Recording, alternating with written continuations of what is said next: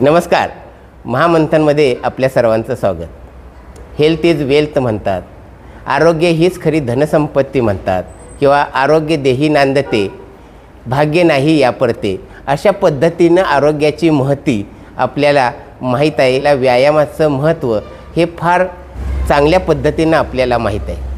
परंतु 32 वर्षापूर्वी कराड शहरात म्हणजे त्या काळी काय परिस्थिती असेल किंवा त्यावेळी आरोग्याबाबत किती लोक कशा पद्धतीनं जागरूक असतील याबद्दल मीही अनभिज्ञ आहे. कारण त्या काळी मीही तेवढा व्यायामाच्या पट्टीत नसणार आहे. परंतु 32 वर्षापूर्वी कराड शहरात संगम हेल्थ क्लब या नावाने व्यायामशाळा सुरू झालेली आहे. आज व्यायामशाळेचे प्रमुख मुरली वत्स या ठिकाणी आपल्यासोबत आहेत. तर मी सर्वप्रथम त्यांचं या ठिकाणी स्वागत करतो. आज 18 एप्रिल 2025 संगम हेल्थ क्लब व स्विमिंग पूलचा आज 32वा वर्धापन दिन आहे.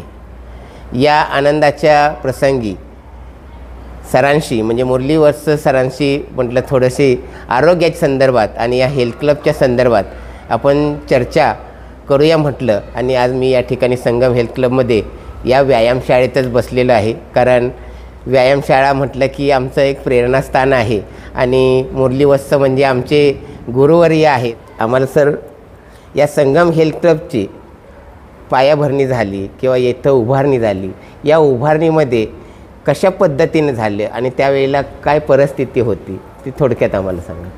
हां, ते सांगणारच आहे. महामंथन हा जो प्रोग्राम जो आहे ब्रॉडकास्ट, ह्याचं मी ब्रॉडकास्ट भरपूर मी बघितलेला आहे आणि बरेच त्यांचा खूप छान प्रोग्राम्स येत असतात. आणि शरद गाडे हे स्वतः व्यायामप्रेमी आहे, रोज व्यायाम करणारे माणूस, तसंच ट्रेकिंग सायकलिंग हे सगळं करणारे जो एक व्यक्तीकडून फिटनेसबद्दल ब्रॉडकास्ट करून घेण्यासाठी मला खूपच आनंद होत आहे. तरी हा शरद गाडे माझ्याबरोबर म्हणजे मीडिया टीममध्ये 5-6 वर्षापूर्वी त्यांनीसुद्धा एंड्युरो 3 असा मी आता स्वतः मॅरेथॉन खेळतो आहे, ॲडव्हेंचर गेम्स खेळतो आहे आणि तसेच जो मॅरेथॉन प्लस ट्रॅथलॉन वगैरे करत असतो, तसा ॲडव्हेंचर गेममध्ये माझ्याबरोबर पार्टिसिपेट करून त्यांचं वेगळं टीम होता मीडिया टीम, त्याच्यात त्यांनी गोल्ड मेडलसुद्धा मिळवलेलं आहे. त्यामुळे हा पॉडकास्ट मला खूपच छान वाटणार आहे. आणि हा 32 वर्ष पूर्वी म्हणजे 1993ला हा हेल्थ क्लब सुरू झालेला आहे. मी तसं कराडला 1991 पासून इथे आहे. माझं जो फार्मसीचं शिक्षण घेतल्यानंतर मला स्पोर्ट्समध्ये जास्ती आवड असल्यामुळे बाळासाहेब कुलकर्णी जो मालक आहे त्यांनी मला इथे बोलून घेतला. त्याच्यानंतर जेव्हा इथे जो कन्स्ट्रक्शनचं काम चालू झालं आहे तेव्हा माझं ट्रेनिंग मधुकरराव तलवरकर ह्यांच्याकडे माझं ट्रेनिंग झालं आहे.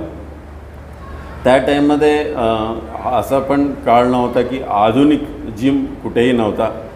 तसली ठिकाणी बाळासाहेब कुलकर्णी त्यांचे वडील मधुकरराव कुलकर्णी ह्यांचा जो स्वप्न होता एक योगचं छान एक प्रकार झाला पाहिजे. त्यांनी म्हणजे फक्त भारतात नाही आहे, संपूर्ण जगात फिरलेला ते आहेत.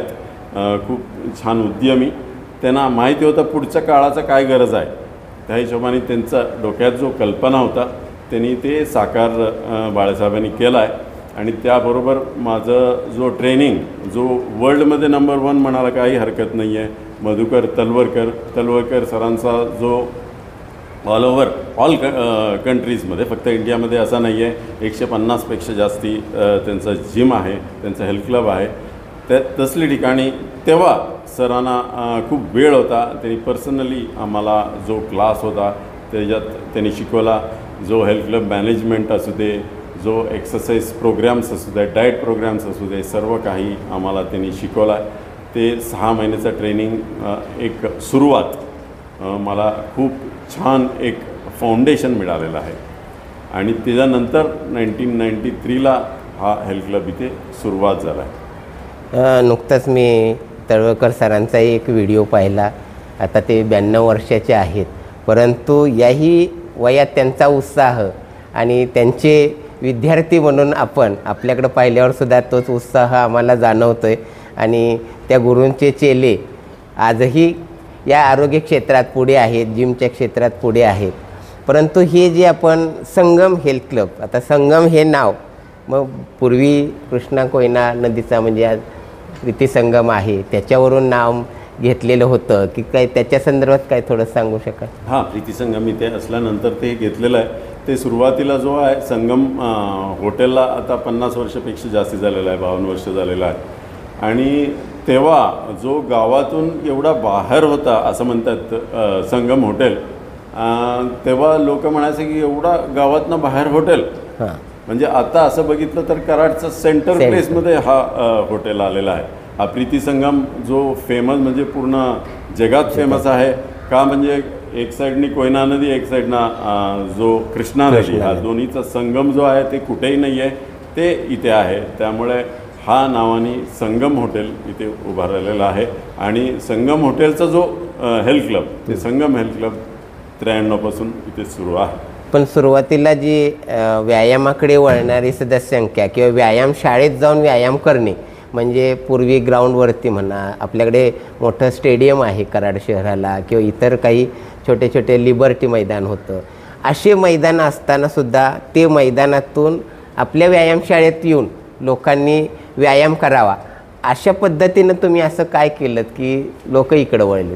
हा, सुरुवातीला मला भरपूर स्ट्रगल करायलाच लागला का, म्हणजे मी ट्रेनिंग जेव्हा करत होतो तसं मी स्पोर्ट्समध्ये असलं तरी मी ॲथलेट होतो, स्प्रिंट वगैरे सगळं करायचं आहे, युनिव्हर्सिटी लेवलला स्टेट लेवलला मी पार्टिसिपेट करायचं आहे. पण आमचा त्या टाईममध्ये साधा व्यायाम असायचा, असं काही आधुनिक हेल्थ क्लबमध्ये मी पण केलेलं नाही आहे, केलं नव्हता. जेव्हा आधुनिक हेल्थ क्लबमध्ये, जेव्हा मुंबईत तलवरकरमध्ये सगळं जिममध्ये फिरून जेव्हा आम्ही ट्रेनिंग घेत होतो, त्यामुळे तेव्हा मला असं वाटायचं की एरोबिक्स जो आहे, म्युझिक लावून नाचणे, हा म्हणजे कराडमध्ये म्हटलं हे काहीतरी आम्हाला वेगळं सांगतील, कराडमध्ये चालणारच नाही असं मला वाटत होता.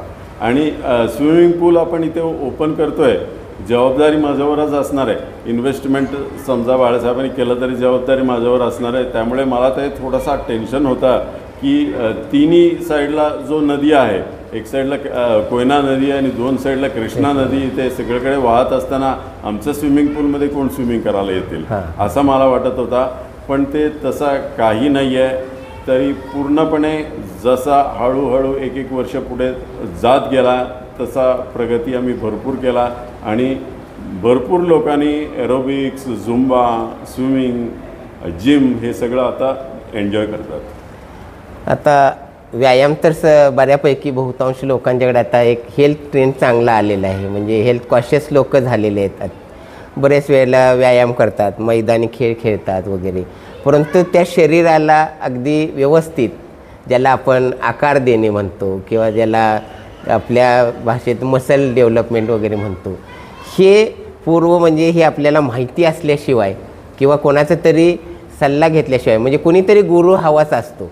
मग त्या अनुषंगाने तुम्ही या ठिकाणी जे शिकवताय किंवा या ठिकाणी प्रशिक्षक आहेत त्यांचेही प्रशिक्षण झालेले असतील, तर तो त्यावेळी आणि आत्ताचा काळात कसं बदल होत गेलेला आहे? भरपूर. त्या टाईममध्ये असा लोकांनी प्रश्न विचारायचा की पैसे देऊन व्यायाम करायचा आहे, असा ते डोक्यात होता. आणि नंतर स्विमिंग पूलला मुलं घेऊन येत होते तेव्हा थोडासा ते ट्रेंड चेंज झाला होता की नदीत मुलांना स्वतः नदीतच शिकले, त्यांचं वडील आजोबा सगळंच नदीत, मी सुद्धा नदीतच शिकलो आहे असं का नाही आहे. त्याच्यानंतरचं मुलांना नदीत स्विमिंगला पाठवून द्यायचं थोडासा रिस्क वाटत होता पेरेंट्सना.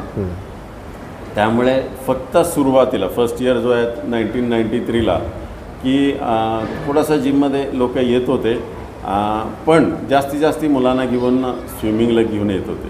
पेरेंट्स यायचं, बघायचं, त्यांना पण जिम म्हणजे हा नवीन प्रकार, एरोबिक्स म्हणजे नवीन प्रकार, थोडासा लांब न बघायचा. तेव्हा ॲडव्हर्टाईजमेंट करायला थोडासा इकडे तिकडे बॅनर लावायचा सोडून बाकी काही सोशल मीडिया नव्हता, काय नव्हता की न्यूज चॅनलमध्ये ॲडव्हर्टाईजमेंट देणे म्हणजे ते पण कठीण होता. पेपरमध्ये थोडासा न्यूज असायचा, ते सोडून वेगळा काही जो मीडिया जो ॲडव्हर्टाईजमेंटचा खूपच कमी होता. लोक स्वतः येऊन बघायचा. तेव्हा मग हळूहळू लोकांनी यायला चालू केला की त्यांनी जिममध्ये माझं मुलांचं ॲडमिशन घ्या असं येऊन आमच्याकडे यायचं. तेव्हा आम्ही त्यांना पटवून सांगायचं की मुलांचं समजा तुम्ही ॲडमिशन घेऊच नका, राहू दे, काय प्रॉब्लेम नाही, तुम्ही व्यायाम करा, तुम्हाला जास्ती व्यायामाचं गरज आहे. तेव्हा त्यांच्याकडनं असं उत्तर यायचं की आमचं आता वय संपलेलं आहे, आमचं 35 आहे, आता 40 आहे, वय संपलेलं आहे.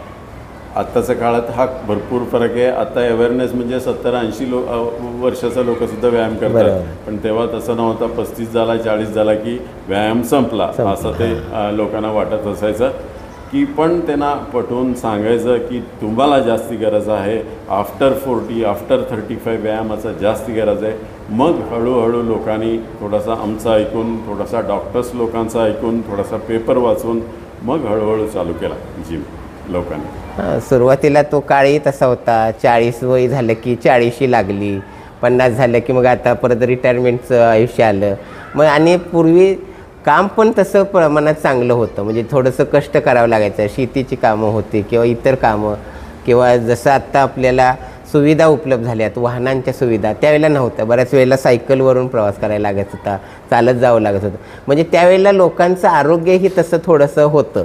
पण हल्ली काय झालं, घरातून बाहेर पडलं की गाडीमध्ये पाऊल पडतं आहे किंवा गाडीवरती बसून लगेच जातं, म्हणजे बैठक काम प्रचंड प्रमाणात वाढले. म्हणजे अशा लोकांना आपण काय सल्ला द्याल, म्हणजे कशा पद्धतीने? ते सुरुवातीला जो आहे तुम्ही म्हणताय तसा थोडासा त्या टाईममध्ये थोडासा ट्रेंड चेंज झालाच होता. सगळ्यांना फॅसिलिटी, थोडासा लोकांच्याकडे पैसे आला होता आणि त्यांच्याकडे फॅसिलिटी पण आला होता. लोक थोडासा श्रीमंत पण झाले होते त्या टाईममध्ये सुद्धा. टी व्ही आला होता, टी व्हीमुळे थोडासा माणूस बसून घरी राहायचं ते सुरू केला. छोटा सायकल सोडून 2 व्हीलर वापरायला चालू केला होता. त्या टाईममध्ये लोकांनी जिमचा एक्सरसाइज गरज त्यांना वाटला. जिमला भरपूर लोक जॉईन होत होते आणि योगा तरी आपला खूप जुना काळापासून आहे, त्यामुळे योगासाठी पण लोक येत होते. आणि वेटचा प्रॉब्लेम म्हणजे पर्टिक्युलरली सिटीतलं लोक, खेडेगावातलं सोडून. आत्ता आपल्याकडे कसं आहे की फक्त सिटी असा नाही आहे, 50-60 किलोमीटर अंतरावरनं सुद्धा आमच्याकडे लोक येतात. खेडेगावातलं पण लोक येतात. त्या टाईममध्ये सिटीतल्या लोकांना वेटचा प्रॉब्लेम होताच. त्यामुळे त्यांनी एरोबिक्स हा प्रकार खूप चांगला चालायचा. रोज 4 ते 5 बॅच तेव्हा असायचा आणि तेव्हासुद्धा त्याला रेस्पॉन्स खूप चांगला मिळाला.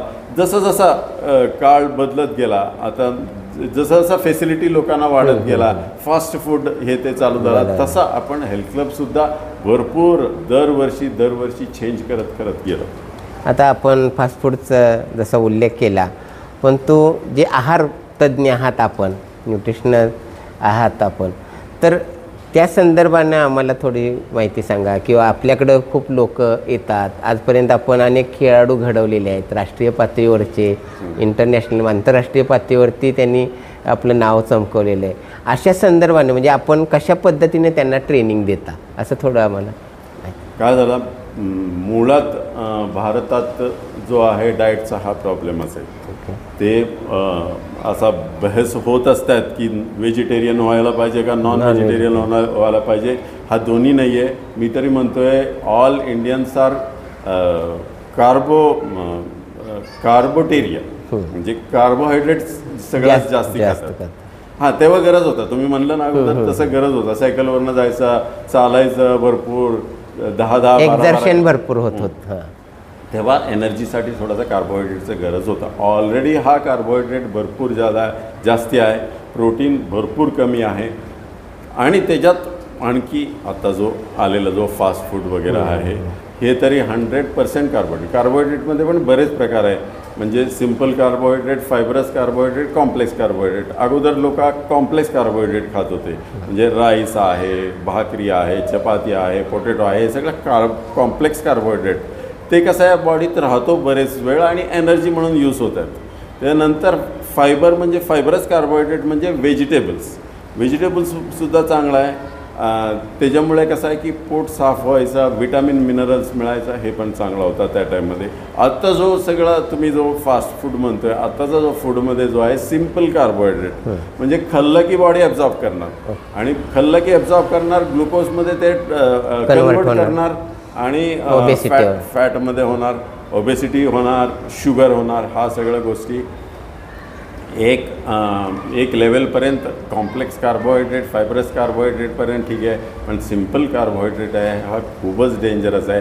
ऑलरेडी कार्बोहायड्रेट जास्ती आणि त्याच्यात हा सिम्पल कार्बोहायड्रेट पण आल्यानंतर इंडियन डाएट म्हणजे एशियन कंट्रीमधलं डाएट खूपच बिघडलेला आहे असा आपण आता आंतरराष्ट्रीय पातळीवरती खेळणारे आयर्न मॅन आपल्या संगम हेल्थ क्लबने घडवलेले आहेत किंवा इतर स्विमर्स आहेत किंवा शरीर सौष्ठव स्पर्धेचे आपण राष्ट्रीय पंच आहात ते सांगायचं विसरून गेलो होतं, तर त्या संदर्भानं पण आपण थोडीशी माहिती सांगा आम्हाला.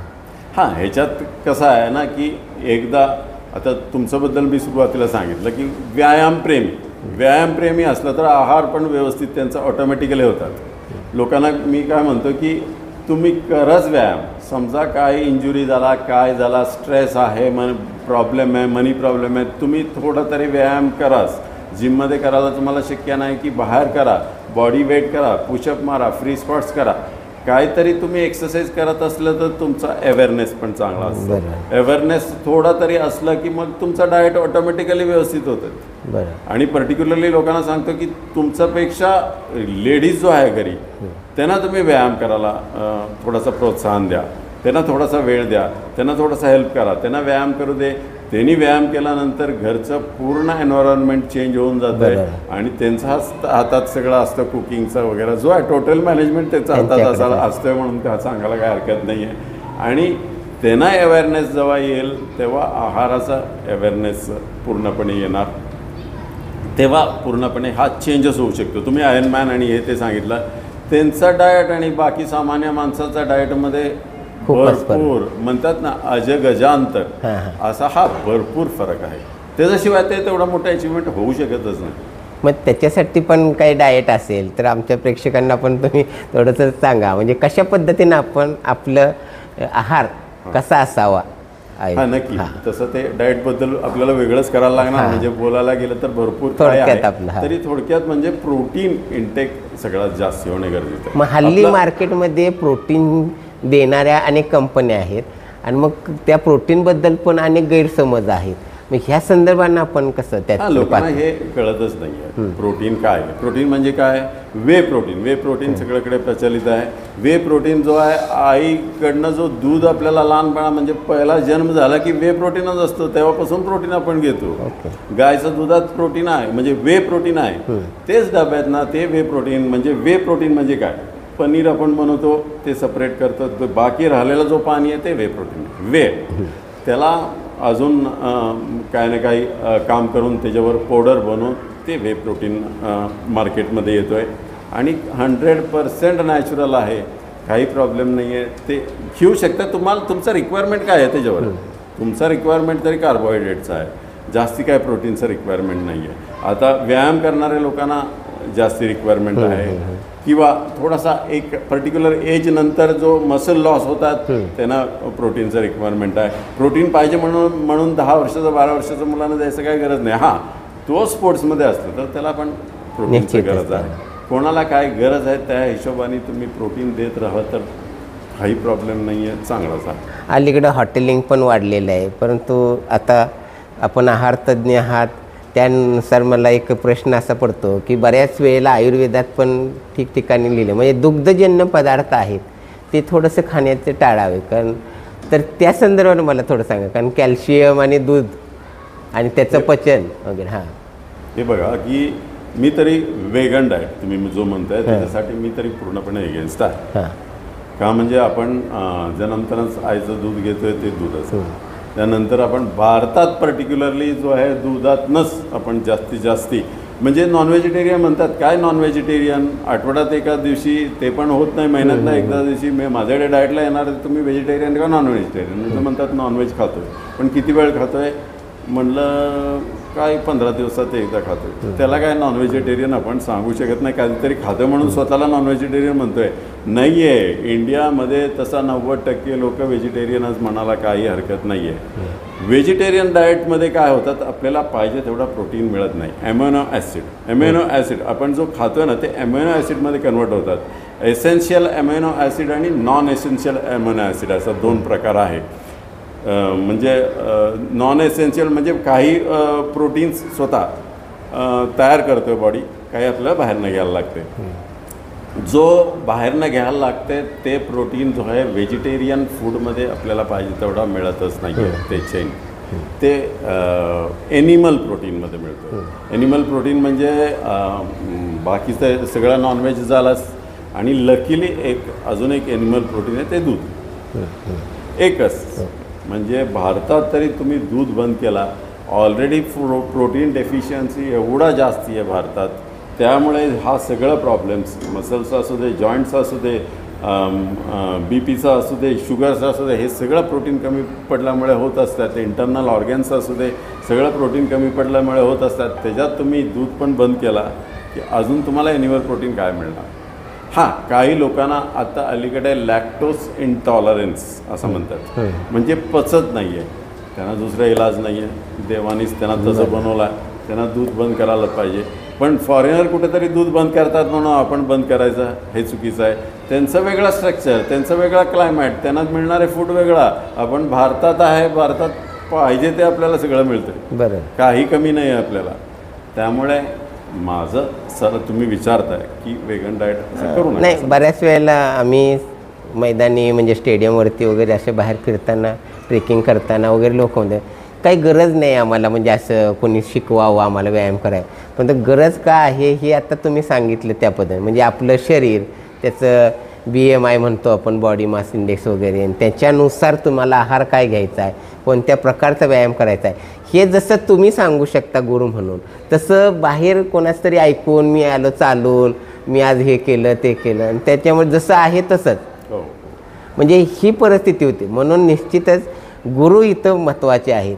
आता जसं आपण पाहतोय की आता तुम्ही आम्हाला या ठिकाणी वेगवेगळ्या मॅरेथॉनमध्ये भाग घ्यायला लावलात, एंडोरोसारख्या ॲडव्हेंचर रेसमध्ये भाग घ्यायला लागलं, सायकलिंगमध्ये भाग घ्यायला लागला, आणि तिथं आम्ही गोल्ड मेडलपर्यंत पोचलो, प्रथम क्रमांक मिळाले बऱ्याच ठिकाणी. हे तुमच्या मार्गदर्शनामुळं घडलेलं आहे. म्हणजे हे काही आम्ही नागरिक, म्हणजे आम्ही इथं येण्यापूर्वी हे काही प्रकार पण माहीत नव्हता आम्हाला, परंतु हां तुम्ही जसं आम्ही संपर्कात आलो, तुम्ही सांगितलं असं करायचं आहे, आम्ही फॉलो करत गेलो. म्हणजे असं एक समर्पण महत्त्वाचं आहे. म्हणजे तिथं आपण ज्यांच्याकडे शरीर सोपवून देतो आहे आमचं, अशा पद्धतीनं आहे. मग जसं तुम्ही हे झालं आपल्या स्पर्धांचं, परंतु तुम्ही प्रत्येक सीझनमध्ये वेगवेगळ्या तुम्ही टूर अरेंज करता. सकाळी ट्रेकिंग करायचं किंवा कुठं सायकलिंग करत जायचं, कुठं म्हणजे अगदी मॅरेथॉनची तयारी असेल किंवा कधीतरी असं फिरायला म्हणूनच जायचं. म्हणजे हे सगळं जे संगम कुटुंब आणि त्या कुटुंबातले हे व्यायामाला येणारे सदस्य, असं एक कौटुंबिक सौहार्दाचं वातावरण आपल्या संगममध्ये दिसतं. आणि हे संगम फक्त कराडमध्ये पहिली जिम, म्हणजे इतर तालीम असेल किंवा ओपन जिम असेल, आपण आधुनिक जिम म्हणून संगमचं आहे.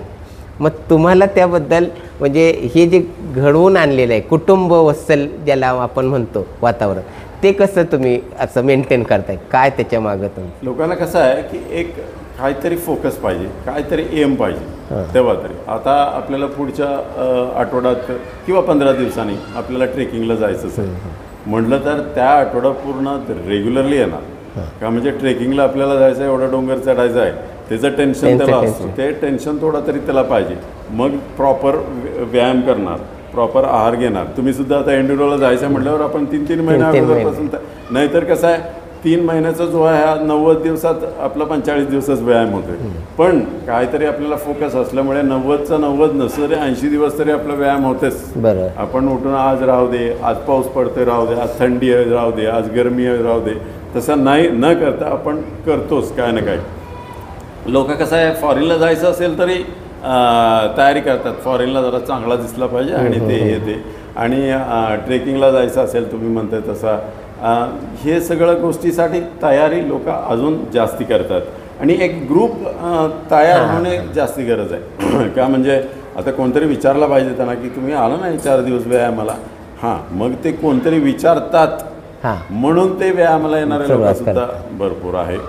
मी लोकांना तेच म्हणत असतो की तुम्ही आजारी असलं तरी 1 राऊंड मारून जावा, काही नाही 1 राऊंड मारून जावा, थोडं तरी बसा, मेडिटेशन करा, थोडासा प्राणायाम करा, थोडा हालचाल करा, थोडं स्ट्रेचिंग करा. एवढं तरी केला की तुम्ही आजारी पडलेला जो आहे 7 दिवसात तुम्ही रिकवर होणार आहे, ते 2च दिवसात तुम्ही रिकवर होऊ शकता. त्यामुळे काहीतरी तुम्ही मुवमेंट चालू ठेवा किंवा ॲटलिस्ट येऊन जावा. हा जो ग्रुप जो आहे आपला माणूस कसा आहे की ग्रुप लागते त्याला, समूहानं जगणारा एकटा राहू शकत नाही. त्यामुळे हा ग्रुप आणि ते पण कसं आहे की जो हेल्थ एन्व्हायरमेंटमध्ये आणि हेल्थ पॉझिटिव्ह एनर्जी हां जास्ती जो इंटरेस्ट आहे त्या लोकांचा ग्रुप बनला की ऑटोमॅटिकली सगळं पॉझिटिव्हिटी तिथे तयार होतं. हां आता जसं आपले कुटुंब प्रमुख, संगम कुटुंब प्रमुख बाळासाहेब कुलकर्णी असतील, म्हणजे तुमचे बहीण म्हणजे त्या स्नेहा मॅडम किंवा तुमच्या मिसेस असतील वसुधा, हे सगळे जसं तुम्ही घरात कुटुंबात जसं वातावरण आहे, जसं करण आहे, म्हणजे हे सगळे तुम्ही इन्व्हॉल्व होता, तसं इथल्या प्रत्येक सदस्यालाही तुम्ही इन्व्हॉल्व करून घेताय. त्यामुळं हे कौटुंबिक वातावरण इथं दिसून येते. म्हणजे मी पण त्याचा साक्षीदार आहे म्हणून मी थोडंसं जरा जास्त बोलते, सरांनाच विचारतो आहे, परंतु त्याबद्दल मलाही आत्मीयता वाटते. म्हणजे कुठेही कोणाशी रागावणं नाही, काही नाही, सर्वांना आदरानं बोलवून प्रत्येकाचं बाळासाहेब कुलकर्णीसुद्धा स्वतः विचारपूस करत असतात. पण त्या अनुषंगाने म्हणजे आता जसं तुम्ही हे व्यायामाचं वगैरे झालं, परंतु ही पहिली व्यायामशाळा आधुनिक कराडमधली. आता बऱ्याच व्यायामशाळा कराडमध्ये किंवा कराडच्या आसपास वगैरे भरपूर झालेले आहेत, परंतु ही आता एक व्यावसायिक स्वरूप आहे किंवा हे मार्केट ओपन झालेलं आहे किंवा या व्यावसायिक स्पर्धेत आपण कशा पद्धतीनं हे करतोय त्या पद्धतीने हां आपण कसं आहे, जो रिक्वायरमेंट लोकांना काय आहे त्या हिशोबाने आपण पुढे जात गेलो. जो रिक्वायरमेंट वाटत नव्हता, कोणाचा डिमांड नव्हता, जिम चालू करा म्हणून कराडचं कोणीही पब्लिक तेव्हा सांगितलं नव्हता, तरीसुद्धा आपण जिम स्टार्ट केला. त्यांचं जो रिक्वायरमेंटचा अगोदर आपण उपलब्ध करून दिला. आता इथे रिक्वायरमेंट नव्हता एरोबिकचा, आपण उपलब्ध करून दिला आहे. योगासाठी सेपरेट रूम झाला आहे. मेडिटेशन म्हणजे काय लोकांना माहीत नव्हतं, मेडिटेशनसाठी सेपरेट रूम आपण साऊंड प्रूफचा रूम केला, डोम केला त्याच्यावर. जसा रिक्वायरमेंट आहे तसं लोक आता जास्ती सोशल मीडियाकडे जायला लागले, स्वतःचा व्हिडिओ इकडे तिकडे टाकायला लागले. त्यामुळे पूर्ण इंटिरियर पण आम्हाला चेंज करायला लागला, एक्सटिरियर पण चेंज करायला लागला, खाली टाकायला लागला. हे पण गोष्टी आहे. आणि इथे काय आहे की देवाच्या कृपेने भरपूर जागा आपल्याला आहे, भरपूर व्हेंटिलेशन आहे, सगळीकडे क्रॉस व्हेंटिलेशन आहे, साईडला लॉन आहे, स्विमिंग पूल एक साईडला आहे. त्यामुळे व्हेंटिलेशनच्या हिशोबाने पण आपल्याला म्हणजे ओव्हरऑल मला काय म्हणायचं की आपण जेव्हा काय पाहिजे ते आपण उपलब्ध करून दिला आहे. त्यामुळे आपला इथला जो मेंबर कधी हलत नाही आहे आणि नवीन जो पिढी कंटिन्युअसली आपल्याकडे इथे अटॅच होतात. काही नवीन आलं तरी करून काय करणार, थोडासा मेशिनरीमध्ये थोडासा वेगळा प्रकार असेल आणि थोडासा एक्स्ट्रा खर्च करत असेल किंवा कमी रेटमध्ये ते फीज देत असेल, ते सोडून पण सर्विस जो देणे आणि लोकांना सॅटिस्फॅक्शन करणे हे संगम हेल्थ क्लबचा मेन उद्देश आहे आणि त्याच्यात पूर्णपणे आपण सक्सेस आहे. आता बऱ्याच वेळेला म्हणतात की आहार म्हणजे 20% आणि व्यायाम नाही, आहार 60% म्हणजे कधी असं म्हणतात की 80% आहारावर आहे आणि 20% व्यायामावरती आपल्या शरीराचं संतुलन जे काय असेल ते आहे. तर त्याच्या संदर्भात काय सांगा? हां मी काय म्हणतो की 60% टोटली डाएटवर आहे आपला आणि बाकी एक्सरसाइज, तुमचं वेलबिईंग, तुमचं झोप, तुमचं ते स्ट्रेस लेवल किंवा तुमचा जो ओव्हरऑल सोशल बॉन्डिंग ह्याच्यावर डिपेंड आहे तुमचा फिटनेस कसा राहणार ते. तरी आहार तरी खूपच इम्पॉर्टंट. मगाशी सांगितल्याप्रमाणे म्हणजे जास्तीत जास्त आता घटक आहे 3 म्हणजे 4 सांगायला काय हरकत नाही. प्रोटीन आहे, कार्बोहायड्रेट आहे, फॅट आणि विटामिन आणि मिनरल्स. विटामिन मिनरल्ससुद्धा आता हल्ली कमी पडायला लागला आहे. तुम्ही तुमच्या डॉक्टरांना विचारून मल्टीविटामिन घेऊ शकता. आता अलीकडे B12 आणि D3 हा दोन्ही कमी पडत आहे लोकांना. हे तुम्ही टेस्ट करून तुमच्या डॉक्टरांना विचारून ते सप्लिमेंट्स तुम्ही घेऊ शकता. आणि नेक्स्ट जो आहे प्रोटीन तुम्हाला पाहिजे तेवढं तुम्हाला मिळतं की तुमचं रिक्वायरमेंट काय आहे. प्रोटीन ॲटलिस्ट कसं आहे की 1 ग्रॅम पर kg. आता समजा माझा 70 किलो आहे तर मला 70 ग्रॅम प्रोटीन ॲटलिस्ट पाहिजे. हां, तुम्हाला अजून मसल गेन करायचं असेल तर तुम्हाला आणखी थोडंसं किती गेन करायचं.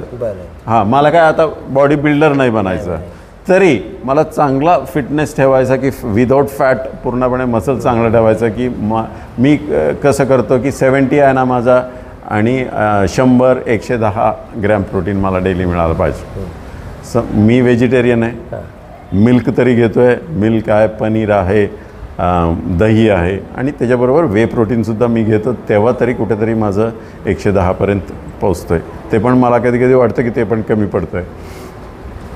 आणि समजा एखादा बॉडी बिल्डर आहे, तुम्ही म्हणताय एक्स्ट्रीम एक्सरसाइज करतो आहे, पॉवर लिफ्टर आहे, वेट लिफ्टर आहे, स्विमर्स आहे किंवा ॲथलेट्स आहे, आयर्नमॅनसाठी त्याला जायचं असेल तर 70 किलोवाल्याला 140 ग्रॅम प्रोटीन ॲटलिस्ट त्याला मिळाला पाहिजे.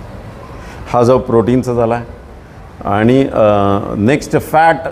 आत्ता थोडासा ट्रेंड बदललेला आहे की आधीच्या डाएटमध्ये की फॅट टोटली कट डाऊन करायचा. आता नाही आहे. फॅट तुम्ही फॅट तुम्ही कन्झ्युम करा, ते तुम्हाला मेटाबॉलिझम वाढणार, तुमचा स्ट्रेंथ वाढणार. त्यामुळे फॅट थोडासा कन्झ्युम करायला पाहिजे. आत्ताचा जो ट्रेंड जो आहे कार्बोहायड्रेट मॅक्झिमम तुम्ही कट डाऊन करा. कार्बोहायड्रेटनी बरेच प्रॉब्लेम्स येतो आहे. त्याच्यातसुद्धा मी म्हणतो की मगाशी मी सांगितलेलं असे कॉम्प्लेक्स कार्बोहायड्रेट थोडासा पाहिजे, फायबरस कार्बोहायड्रेट थोडासा पाहिजे, सिंपल कार्बोहायड्रेट म्हणजे फास्ट फूड झाला.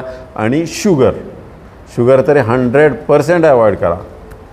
तरी तुम्हाला सोप्या भाषेत 2-3 पदार्थ सांगा कार्बोहायड्रेट म्हणजे लोकांनाही कार्बोहायड्रेटमध्ये मगाशी सांगितल्याप्रमाणे कार्बोहायड्रेटमध्ये पण वेगवेगळ्या प्रकार आहे बघा.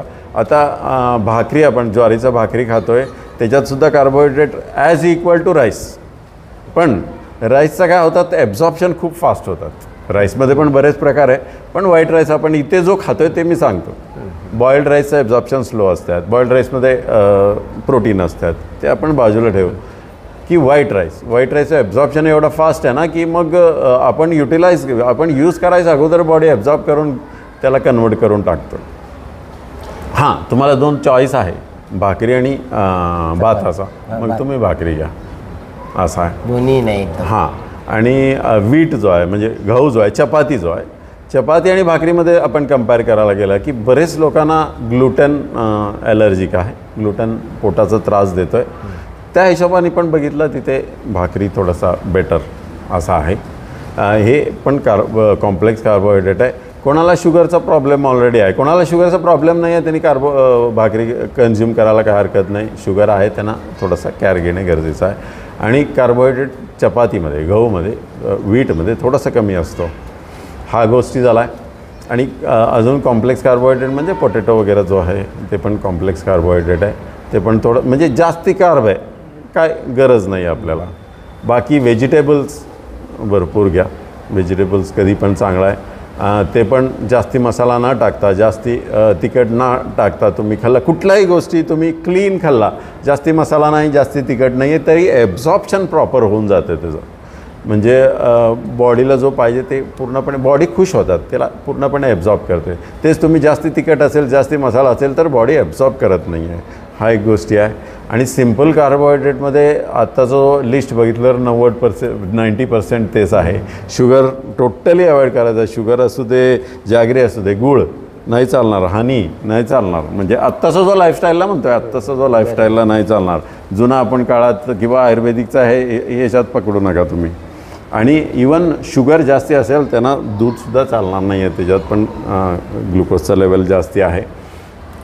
आणि प्लस फास्ट फूडमध्ये सगळं म्हणजे तेलात तळलेलं सगळं अवॉइड करणे गरजेचं आहे.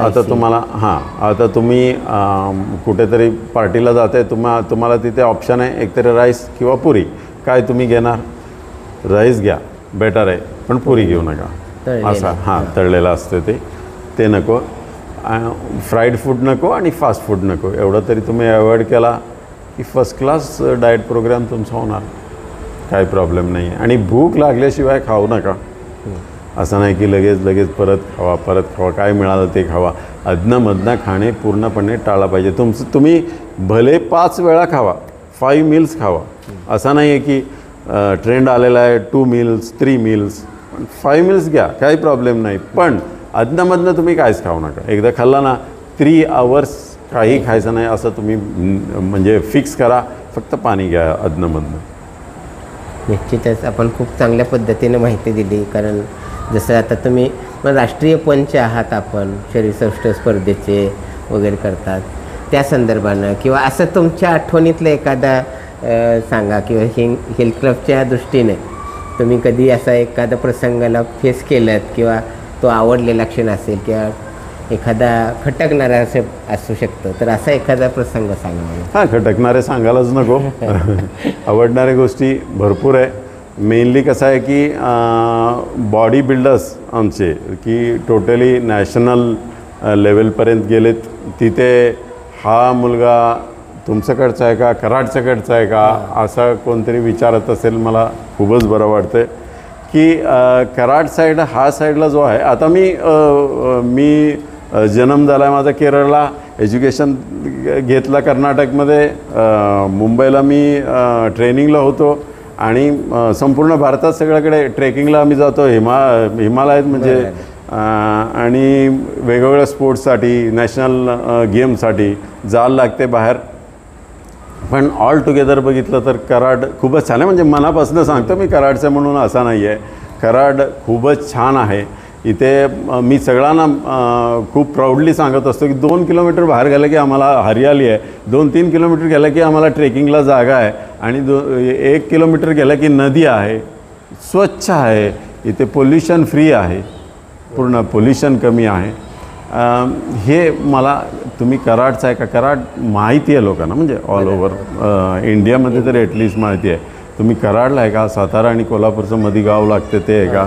आपण मला खूप चांगल्या पद्धतीनं माहिती दिली. संगम हेल्थ क्लबचा 32वा वर्धापन दिन आपण व्यायामाकडून आहारापर्यंत आणि जगाच्या पातळीपासून अगदी कराडपर्यंत अतिशय चांगल्या पद्धतीनं बोललात. खरं तर ही माहिती पूर्णच होऊ शकत नाही, कारण यामध्ये इतकं सांगू शकतोय आपण, आणि इतकं आम्हाला म्हणजे ऐकायची मला सवय. कारण मी स्वतःच एक हेल्थ, ज्याला काय आपण सजग म्हणतो का नाही, आरोग्य सजग व्यक्ती आहे. पण संगम हेल्थ क्लबमध्ये जसं मी जॉईन झालो आहे त्यावेळेपासून निदान इथं येऊन फिरून गेलो, जसं तुम्ही मगाशी म्हटलात, ते मी इथं आलो आणि व्यायाम नाही केलं, 2-4 लोकांना भेटून गेलो, तर कधी कधी मलाही म्हणतात की अरे गप्पा बंद कर आणि आता व्यायाम कर. तर अशा खेळीमेळीच्या वातावरणात, एक कुटुंबवत्सल वातावरणात संगम हेल्थ क्लबची वाटचाल सुरू आहे, आणि इथून पुढेही म्हणजे याची 100री व्हावी, अशी शतकानुशतके ही आरोग्य प्रबोधन, आरोग्याची सदृढ करण्याची जी चळवळ आहे ही अशीच पुढे चालत राहो, असं या ठिकाणी मी मुरली सरांना आणि संपूर्ण संगम कुटुंबाला मी या ठिकाणी धन्यवाद देतो. धन्यवाद सर. थँक्यू.